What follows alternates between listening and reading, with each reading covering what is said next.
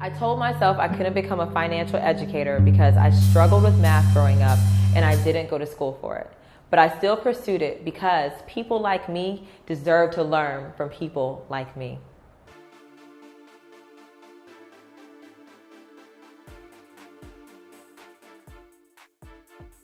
Hey everyone, it's Neffy Anderson here with a brand new episode of The Path Less Traveled, a web series spotlighting millennial entrepreneurs who successfully turn their passions into lucrative careers. Today's guest is financial educator Tonya Rapley. Now let me give you the rundown on Tonya.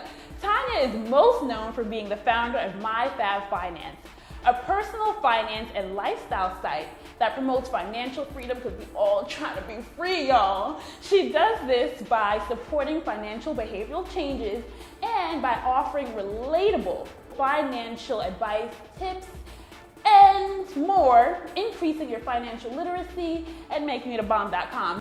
I don't know if you read Black Enterprise, but they're calling this young lady here the new face of wealth building. She shares her expertise on various platforms such as ABC, Wall Street Journal, and now she's here on The Path Less Traveled. Tonya, thank you so much for joining us today. Thank you for that intro. Ooh, that was awesome. You fabulous. You're like my hype woman for life. Somebody got to hype you up. So talk to me about the opportunities that you created that led to your big break in the finance space. So I would say one of the biggest things was understanding the importance of meaningful collaborations. And there became this point where I adopted the mantra that girls compete, women collaborate. Ooh. And it was really important for me to collaborate with other women in the space. Right. Because I knew I couldn't do everything myself, and I don't know everything. Right. I got into financial education because I jacked my finances up. That's how I got into financial education. Not because I went to school for finance or I took certifications. It was because I realized I made serious mistakes and I wanted to correct them and help others not make the same mistakes. And so I connected with a great group of women who we called ourselves the Frugal Fab Five. Okay, you got to call them out, shout them out, who they are. Oh yeah, Marsha of the Finance Bar, Tiffany the Budgetnista Aliche, Kara from Frugal Feminista, and Tiffany Victoria. She was my partner in MyFab Finance when we got started. But when we started, we had this community of women who were all committed to making finance a brown girl thing. And we supported each other with resources, with opportunities. If one reporter called, we'd be like, hey, well, I have someone else you can talk to. Right. And have them call that other person. And that's how Black Enterprise happened. And that was a game changer. Wow. That is awesome. So I love the fact that you have a sisterhood and that you realize that you are not each other's competitors. You're there to lift each other up. Talk to me about how you deliberately branded yourself in this space. So I wanted to determine what I would be known for. A lot of people make the mistake because a lot of us are good at more than one thing. Right. You know, I love music, I knit. Oh. Yeah. Oh. I make jewelry occasionally, and so we're good at multiple things, and I had to determine what I wanted to be known for. And in finance, you have your basics, but then you can niche down even further into the different disciplines, whether it's credit, budgeting, debt repayment strategy, student loans. Right. So credit was my thing. I enjoyed credit, and so I wanted to be known for being that woman who could help you with your credit. And then ultimately your finances, because people figure out once you know one thing, you might as well know the other, right? Right. And so they start to come to you for different reasons. But I wanted to be the voice of individuals who were not trained or didn't have backgrounds in personal finance. So I wouldn't say I'm the face for fixing your credit, but I would say I'm the face for millennial women finance. So not necessarily the face, but millennial women in finance, and that came from understanding who my target demographic was. Okay. I struggled for a long time to figure out who my target demographic was out of fear of alienating a different demographic. Like if I said I only work with Black women, right. Asian women gonna feel some type of way, or Hispanic women gonna feel like I'm alienating them. And I had to get over that. So no, I'm talking to Black women. I'm a Black woman. I approach finances from that perspective, and that's my target demographic. Right. And once I defined my target demographic, everything else began to change because I knew who I was talking to. I knew how I was talking to them, and they started to listen. I wasn't talking to everybody. I was talking to them, and they appreciated the fact that I was just talking to them. Ooh, I love it. What do you know now that you wish you knew when you first got into this industry? Ooh. Authenticity is everything. When I first started, I felt like I had to be the Susie Orman. So I didn't bring a lot of myself to the table. I was more concerned with being proper and appearing a certain way. And I was really self-conscious of not being trained in, finance when it came to my undergrad and my graduate degrees. My undergraduate degree is public administration. My master's degree is urban policy. So I had to get over myself and just realize that my strength was that I didn't have that background. And to help people who also didn't have that background be strong when it came to their personal finance. So definitely understanding my strength was in my authenticity and just being me, being Southern, happy, me. And we love it. We love you for you. Thank you. So talk to me about your last career low and how you bounced back from that, because this has been a journey. And what we want to get out to everyone is that you are going to have career lows throughout your life many times. And you're going to get back up. You have to. Yeah. So what was that for you? This is one I've been wanting to share with people, actually. So Thursday is my 3-week self-employment anniversary. Wow, congratulations. Thank you. So I've been working for myself for 3 weeks, effective Thursday. And my recent low was after I left my job. I felt like I should have been popping bottles. I had a bottle that a client had sent me, so I was like, I'm going to drink mimosas on that first day. And it was completely different. I was so anxious because I was prepared financially for the transition into self-employment. I was prepared mentally. I knew that I had to price my services a certain way and go after clients in a different manner, but I wasn't prepared emotionally. And that scared me. It made me nervous. It made me anxious because at that point I realized I was like, oh my gosh, I am not going to get a paycheck in 2 weeks. Everything is on me. If I call out, I'm not making any money that day. And I really realized the gravity of working for yourself, and the safety net aside from my savings was gone. And that's when you really find what you're made of. When you're working for yourself full time and you have to grind. And I was questioning whether I was up for the challenge. And then I started to feel guilty about that. And I started to get slightly depressed because I was like, why are you, you got this. Why? It was like this mental conversation. So that was that was my most recent low, was initially after settling into self-employment and doubting myself and questioning whether or not I could do it. And I bounced back from it, meditation. I meditate a lot, and even leading up to that point I was meditating and I kind of fell off. But I had to meditate and just quiet my mind and get back to who Tonya is and what Tonya wants. Because so many people had set up goals for me when I left my job. That, okay, you got to have your own talk show. You got to do this. You got to be a millionaire. You got to be a multimillionaire. And I forgot what Tonya wanted. And that helped me reclaim my sanity and my comfort by realizing what I wanted to achieve for myself. And what is that? Working for myself and making a difference. I think that I'm open. I think my path is going to change. It's changed dramatically. If you would have told me I was going to be a financial educator on the cover of Black Enterprise, I'm like, you got the wrong. That's Tanya. not. That's not. It must be Tonya with an A, not Tonya with an O, because that's not me. And so I know that our path continuously changes. But I do know that I want to make money doing what I love and taking care of my family and maintain a location independent lifestyle. Ooh, I love it. Location independent. I got that. She just gives you know.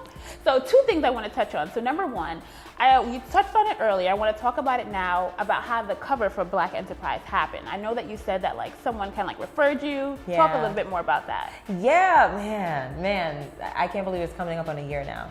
So let's rewind back into earlier last year. One of my colleagues, 2 of my colleagues from the Frugal Fab 5 were in Black Enterprise. And one of them was like, Tonya, I sent her your name. She's going to give you a call. And I'm waiting.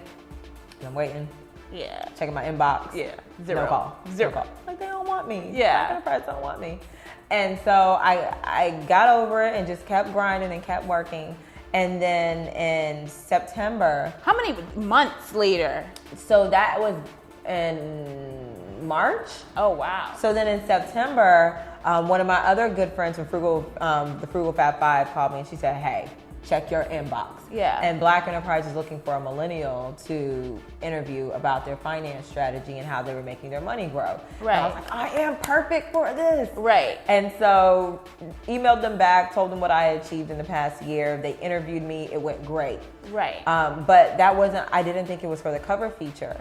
And then they told me they were going to feature me more prominently in the publication, so they needed a photo. They needed to set up a photo shoot. Right. So here I am, still assuming I'm going to be like in a table of contents. Oh my Something else. goodness. So I have my boyfriend take my picture on our rooftop in Brooklyn. I was like, this is my picture, send it to Black Enterprise. Yeah. And a few weeks later, a friend texted me. And I had just so my previous job was at a nonprofit organization. Okay. And I was out in an event, and I had just taken a selfie with Mayor de Blasio. Okay. So I was like, it don't get much better than this. I'm on cloud nine because Mayor de Blasio took a selfie with me. Right. And then I'm sitting on the couch debriefing from my awesome day, and she texted me, she said, major Black Enterprise cover? I was like, huh? Yeah. What you talking about? Yeah, like, what do you mean? What? Black Enterprise cover? What? Who? Yeah. And she was like, you. I was like, what? And she sent me a screenshot because the digital version came out before. And I was like, oh my God, what? I'll talk to you later. And called my mom and just started crying. I just started crying.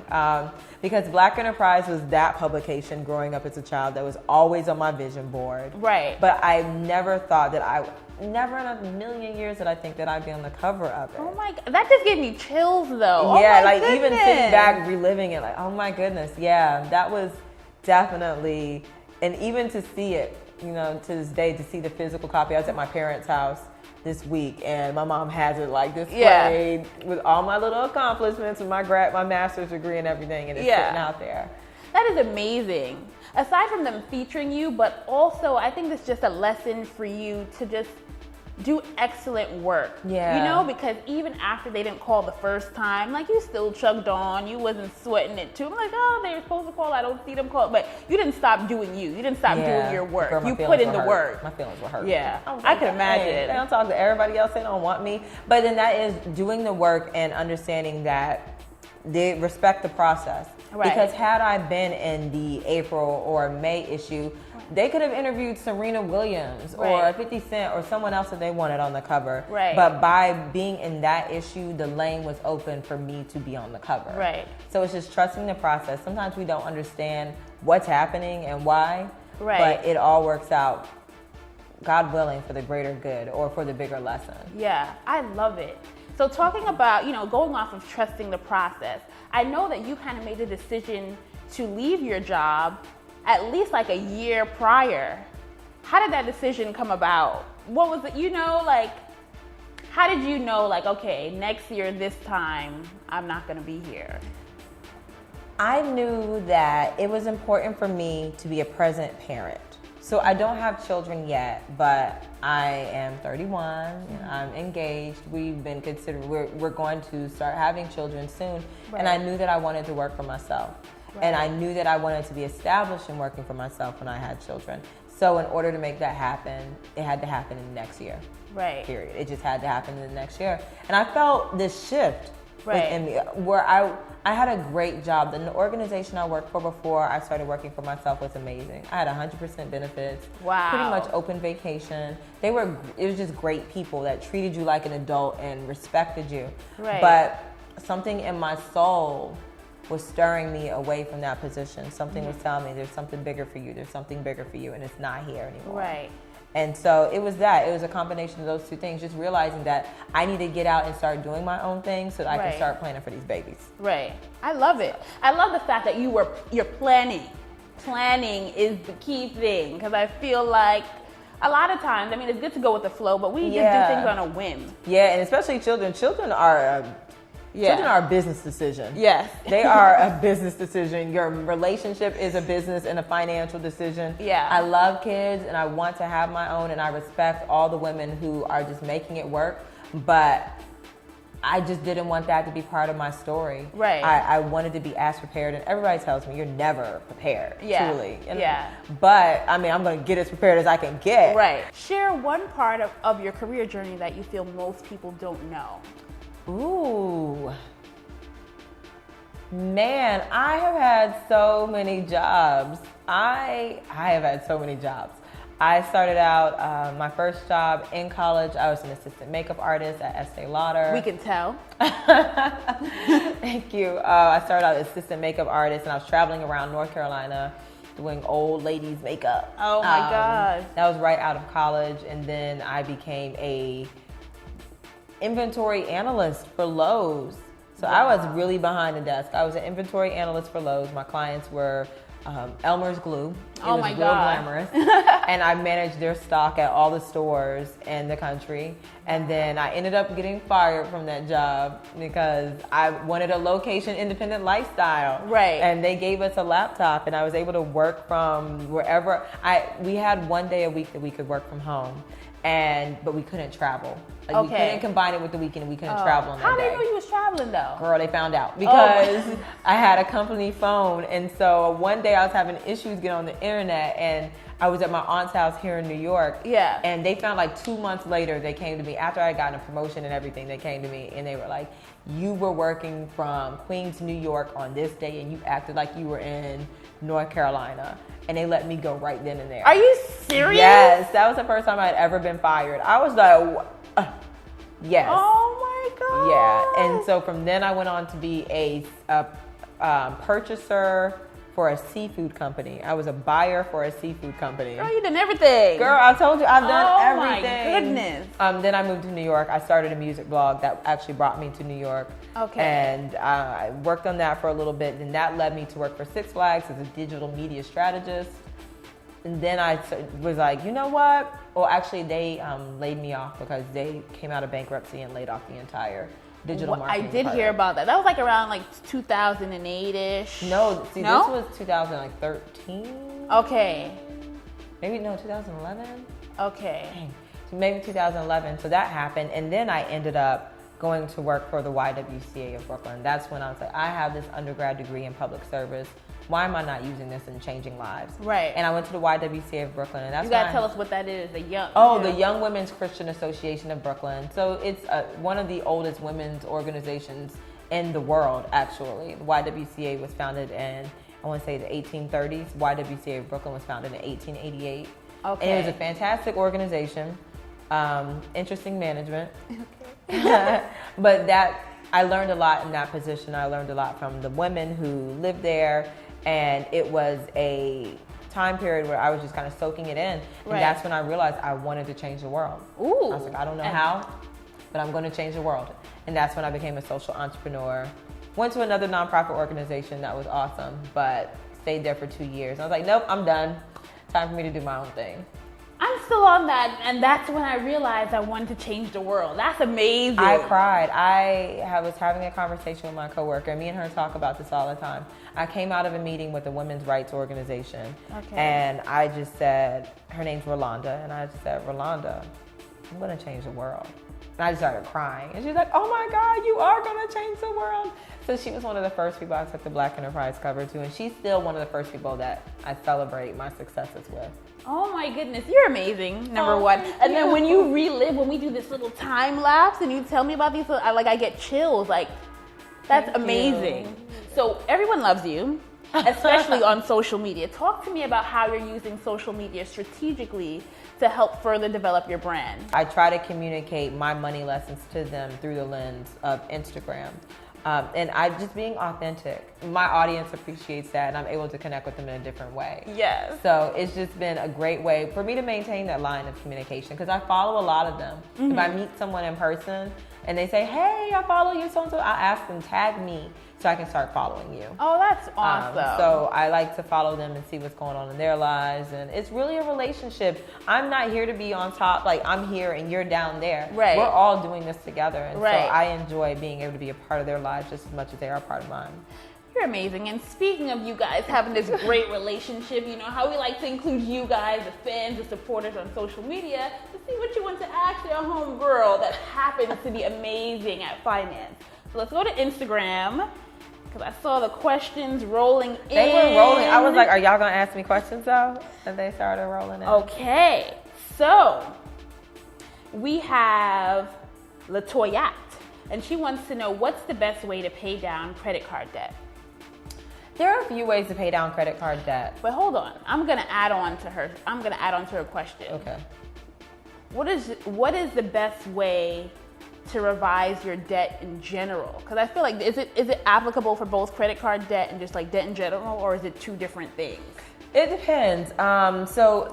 Every financial situation is different. So, if someone has a payday loan debt that they've taken out, then that is like triage immediately. We are working on paying that off before everything else. Right. Because that literally can ruin someone's lives. You can get your car taken away because of that, and so many other negative consequences. Right. So it depends on the type of debt. It also depends on how far behind you are in the debt. When it comes to paying down credit card debt, I suggest what works for me, and I found works for a lot of my clients, is the snowball method. So instead of trying to pay, say you have $1,000 to pay towards debt and you have 5 credit cards, instead of trying to pay, $250 on each one every month, I say focus on paying the minimum payment on all of them, and then choose one that you're going to pay even more money on. Okay. So say you have that extra, put everything you have towards paying that one down. Then once that one's paid down, move on to the next one. Pay the minimum on the others and put everything you have towards paying that one down. And continue, because that gives you momentum, it gives you small wins, and it makes you, like to feel like you accomplished something. Right. You don't want to sit here and be like, man, I've been paying this credit card debt for 3 years and it's still here. You like to be like, I at least paid that card off, and I at least paid these 2 cards off. So it helps you create momentum by establishing success. I love it. Okay, so let's see. Sculpt_me_healthy wants to know, is it ever okay for you to borrow money from your 401k fund? You're paying yourself back, right? I feel like that's a trick question, because that also depends on what's going on in your life. The textbook answer is no, it's not ever okay, because there are substantial tax penalties. You're going to lose a lot of that money, and not to mention you won't have a big chunk of it during retirement, so you'll lose the opportunity for that money to gain compound interest. But things happen. I had a client who her father passed away, and he was in another state, and she pulled from her 401k to bring her father back home to bury him where they were from. Who am I to tell someone, no, don't borrow from your 401k to give your father his final wishes, Right. So, but don't make it a habit. A 401k technically is not a fund for starting your business. It is not the down payment or deposit for your home. Even though some people use it for that, try to avoid that and try to put money aside in other ways. Right. But we're human at the end of the day, and we have expenses. Just one, don't take money out your 401k for a trip. Okay. Or I'm just gonna leave it there. Okay. So all right. So we're gonna leave our 401k alone. Don't touch it. So talk to me about how we can create multiple revenue streams. If we're gonna leave that alone, we need to get some money coming in. So help us out. I want to make money when I'm sleeping. I ain't get there yet. And that takes a skill. Making money when you're sleeping, usually that's because you've created an information product. Okay. An information product. And I always, when I'm talking to people and they have problems paying their bills, the first thing I ask them is, what are you good at? Because there has to be something that you are good at. If someone tells me I'm not good at anything, then we gotta talk, because everybody is good at something. Right. And capitalizing on that so that you can make extra money. So when I first started my Fab Finance, I was good at understanding credit and understanding debt. So I started providing credit consultations to individuals, and I also started writing articles for companies that needed information.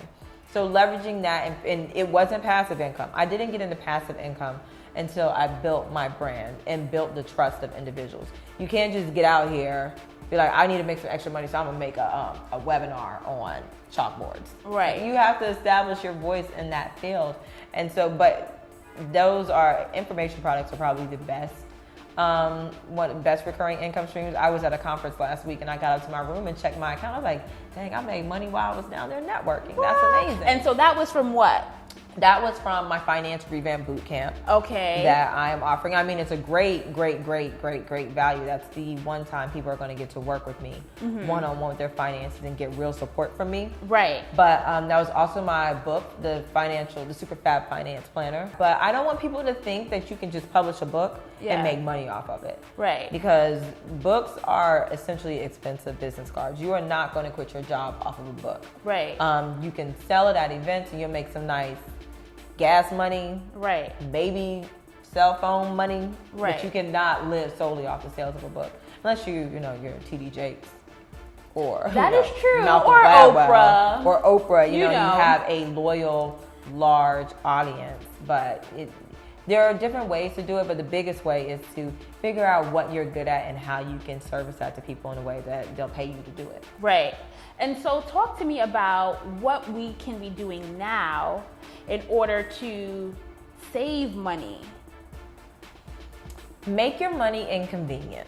Okay. And that is something that a lot of financial educators promote. I have 3 savings accounts. So I have my emergency flight fund savings account, which was when I was leaving my job. So that's all the money that I've been putting away to quit my job that I'll touch if I run into a hard times or something like that. And then I also have my short-term savings account. Right. So that's where I keep $300 to $500 in that. So if something happens to the car, right, or something I need to pay it, I keep it in that. And then I have my Digit savings account. And Digit is this online tool that I absolutely love. I've been telling everybody about it. Okay. It automatically saves money for you. Oh, so how? You put in your bank account information, okay, and then it has a sophisticated algorithm that determines how much money you spend. And for the first 2 months, it won't really save that much money because it wants to see, what your bills are, what your spending habits are. Yeah. But then after a while, it gets in the groove and it starts saving money for you. So where you wouldn't normally transfer $27 to a savings account, it will automatically do that. And you'll log and be like, oh, did you put away $8 for me? Did you put away $33 for me last night? It knows when you get paid. So if you're going to have a lot of money left over when you get paid, it will automatically transfer it. And I love it. And it puts the money in an off-site savings account. So you can't touch it. You can check your balance by just texting balance to your phone. But I love Digit. So to save money, you have to make your money inconvenient. Because if you have it connected to your primary bank account, then you're going to be in the store, you're going to see something, you're going to say, hey, I have like $200 in my savings account. You know what kills me though is the fact that I can just text and like transfer transfer money from my savings. Of course, because it's all about convenience. That's why you got to make your money inconvenient. That's the easiest way to save. And then also cutting back on expenses that are not necessary. Right. I haven't went and had a manicure in 3 years. Because I realized I was spending $600 a month on manicures. Whoa. And not $600 a month. Oh my God. I'm like, well, you getting along with you getting the rhinestones. $600 a year in manicures. And that adds up. You know, that was money I put away into my mutual funds and allowed that to grow into money that would actually work for me. Right. Okay, so in closing, you target, or your target audience is millennials. Yeah. So talk to me about what we as millennials can do now or should be doing now, specifically because we're young and we can. Everybody's like, oh, you're young. Mm-hmm. So what can we do? What should we be doing now? Like five tips. Like, you young, you better get this out, do this now, because in the long run, this is going to pay off. And is this pertaining to finance, or is this just in general? To finance. Okay. Unless you got something else you're trying to sneak in there. I mean, I will start by that, but live within, have barriers around it. Like, everything just because you can doesn't mean you should. Right. But make sure that you live, especially, I'm so happy I lived during my 20s. Yeah. I messed up a lot, and I could have lived without jacking my finances up, but I'm just happy that I lived, because so many people, that's why people have midlife crises and break down in their 50s and 40s and realize they didn't do anything because they didn't live during their 20s and their early 30s. So make sure that you live. Mm-hmm. The second thing is start investing. How? But we don't know where. Where are we gonna do this? Oh man, there are nonprofit organizations that have investing courses where they'll match you. I know in Brooklyn there was a nonprofit, and they would, if you had $750, they would match you another $750 and teach you how to invest it, and then that you would start out with $1,500. But there are so many tools. There are so many robo-advisors. Okay, we're gonna be all right. Trade King, yeah, Trade King is a really good one. But the easiest one is if you have a 401k at your job that you're not investing in or that you're not matching. I'm gonna just put my head down. You're leaving money on the table. You're leaving money on the table. So if you have that, an IRA is a good place to start. You don't need to be. It's not complex. You just go to your banking institution, like, I want to start up an IRA. Okay. So there are easy ways to get into it. Just start, and you don't need a lot of money. All right. So that's the second thing. Okay. Third thing, know what's on your credit report. Do not wait until you meet the love of your life and you guys want to buy a house and you haven't looked at your credit report since you were, 21, and know what's on your credit report before it really matters. That way, if you need to do any credit repair or rebuilding, you have time to do that, and it's not crunch time.